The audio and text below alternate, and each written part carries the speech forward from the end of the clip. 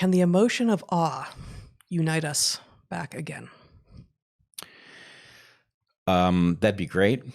And I like the idea. I'm a little bit concerned that something about modernity has made us hard to impress. Yeah. Right? That we are all privy to the most extreme demonstrations of capacity and beauty. And, we've all been transported to the most marvelous beach on earth, Which has furthermore then been photoshopped. Right. Right. So yeah. We all imagine that the perfect beautiful person and the perfect beautiful place and the perfect beautiful everything is not only something we've already experienced, even if we haven't, but that it's actually better than it is, such that when we do experience true awesomeness in our lives, we often don't recognize it as such because it doesn't live up to the unphotoshopped, unperfected version of itself. Yeah.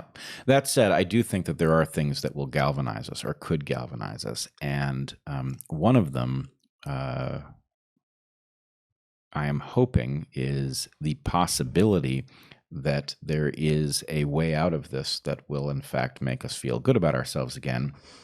And I am a little bit concerned that, unfortunately, I find myself in trying to write what that would be like. Mm-hmm. It is very hard for me to deal with the word hope now because I feel that the Obama administration was such a disappointment in terms of what it accomplished that many of us felt his hope. We signed on and then we're quickly disappointed. It has almost poisoned the concept of hope, and that leaves us grasping for synonyms that are never as good. Yeah, this is interesting. I didn't know you were thinking on this, and I know what you're trying to write right now. But I actually went looking specifically. I was looking for something to read at the end of the last hour that would be hopeful, rather than so much else. And I must have a pile of 10 books downstairs, all of which I think are extraordinary. And I couldn't find anything. And the closest I came actually, but I don't have something to read from it, was from Joseph Campbell. I went to the Hero with 1,000 Faces, in part because we were talking about one of the things we were talking about between this live stream and the last one was the hero's journey, and trying to reveal to people that they can take hold of that for themselves.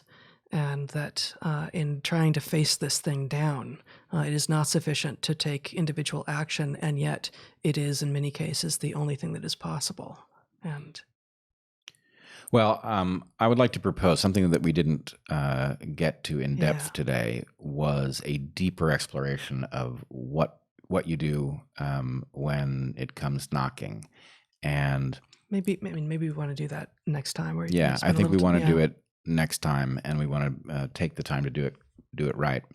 But there is something, I do have the sense that the world is a much bigger place than it was, and the hero's journey is simultaneously, it contains a great deal of truth, but it also may be at the wrong scale. And so the question is, can we figure out how to scale it up to a world with 7.5 billion people on it that is simultaneously in crisis? And if you think about that, it's a frightening question, but it's also kind of a delightful opportunity. And so maybe that's where we are, is we're trying to bootstrap the new twist on the hero's journey because we need it.